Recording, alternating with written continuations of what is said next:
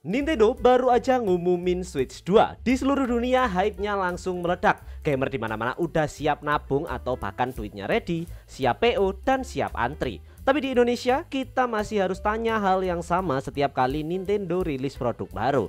Kenapa Indonesia tidak masuk dalam peluncuran resminya? Terutama pada kasus ini adalah peluncuran Nintendo Switch 2. Dan kami pengen bahas tentang hal ini. Bagaimana susahnya beli konsol Nintendo di Indonesia? Kenapa kita butuh Nintendo masuk secara resmi? Dan apakah kita adalah target pasar yang pas dan sudah siap untuk menampung perilisan Nintendo secara ofisial? Halo, saya Raham dari Gamer WK. Sebelum lanjut ke pembahasan, jangan lupa buat like dan subscribe kalau kalian suka dengan konten seperti ini. Oke, lanjut ke video. Kalau kalian pernah nyari Switch di Indonesia, kalian pasti tahu rasanya. Nggak kayak PlayStation yang bisa ditemuin di Erafone, Urban Republic, atau Electronic City. Produk Nintendo hampir nggak pernah muncul di toko elektronik besar. Yang jual biasanya cuma toko-toko game kecil, spesialis yang cabangnya terbatas dan kadang harganya naik turun tergantung stok. Beda jauh sama Malaysia dan Thailand, di mana produk Nintendo bisa kalian temui di toko mainstream kayak Harvey Norman atau Senkyu. Di sana Switch dan game-gamenya gampang banget dicari, bisa dicoba dan kalian bisa langsung beli. Sangat nyaman dan mudah, terutama buat pembeli kasual yang pengen beli barang itu nggak ribet. Di Indonesia harus muter-muter dulu atau nyari di marketplace yang kadang bikin was-was. Masalah utamanya itu satu, Indonesia belum punya distributor resmi Nintendo. Saat ini Nintendo masih bergantung sama Microsoft, distributor regional Asia Tenggara. Tapi Microsoft itu bukan distributor khusus Indonesia. Dan ini penting banget, karena retailer besar di Indonesia lebih nyaman kerjasama dengan distributor lokal yang bisa ngatur stok, garansi, hingga promosi. Tanpa itu, toko-toko gede ya males ambil resiko. Mereka nggak mau jual produk yang nggak jelas alur servis dan dukungan resminya. Dan akibatnya ya udah jelas, produk Nintendo cuma nongol di pasar niche, bukan toko mainstream seperti yang kita sebutkan tadi.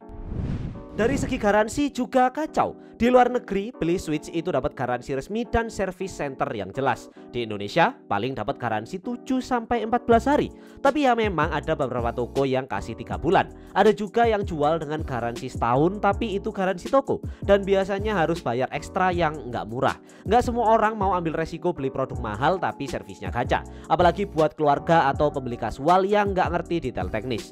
Disinilah pentingnya punya toko resmi dan dukungan after sale yang terpercaya. Kalau dipikir-pikir, padahal potensi pasar Indonesia itu gede banget. Populasi kita termasuk yang terbesar di dunia. Banyak banget keluarga yang ke mall buat belanja barang elektronik. Bayangkan kalau Switch 2 bisa ditemuin dengan gampang di toko elektronik. Kayak di mall-mall Jakarta, Bandung, Medan, Surabaya, langsung bisa lihat, pegang, bahkan coba. Itu bisa naikin awareness dan penjualan Nintendo jauh lebih tinggi dari sekarang di Indonesia. Belum lagi potensi digitalnya. Bayangkan Nintendo eShop yang terhubung dengan metode pembayaran lokal, support bahasa Indonesia, regional pricing, dan integrasi lebih dalam dengan komunitas lokal. Negara-negara lain udah mulai dapat itu. Indonesia ya masih nunggu giliran. Jadi kira-kira ada harapan nggak Nintendo masuk resmi ke Indonesia? Jawabannya ada, dan kami yakin pasti bisa. Publisher game besar udah mulai serius lirik pasar kita. Mereka udah masukin bahasa Indonesia di beberapa game baru mereka, mulai muncul di event lokal, dan bikin presence yang makin kuat di pasar Indonesia. Steam juga udah support payment lokal, yang menunjukkan perkembangan industrinya. Sekarang tinggal nunggu Nintendo ambil langkah yang sama. Distributor resmi bisa jadi kunci penting biar kita nggak lagi ketinggalan setiap kali ada rilis konsol baru. Dan juga akan memberikan kenyamanan dan keamanan dengan garansi dan layanan after sales yang resmi. Jadi buat sekarang kita mungkin masih harus bersabar dan cari Switch 2 lewat jalur tidak resmi. Tapi satu hal yang jelas, kalau Nintendo serius masuk ke Indonesia lewat distributor resmi, itu bakal mengubah skalanya. Produk lebih gampang dicari, harga lebih stabil, garansi lebih jelas, dan komunitas Nintendo di sini bisa tumbuh lebih kuat dari sebelumnya. Semoga aja Switch 2 jadi momentum buat Nintendo akhirnya hadir secara resmi di Indonesia.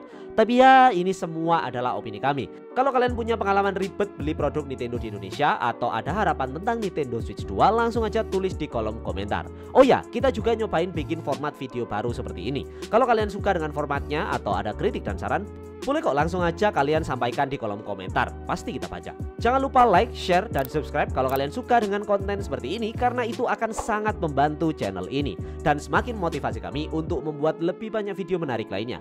Kalau kalian ingin mensupport kami secara langsung, kalian bisa gabung ke membership. Terima kasih udah nonton sampai akhir video dan sampai jumpa di video berikutnya. Bye bye.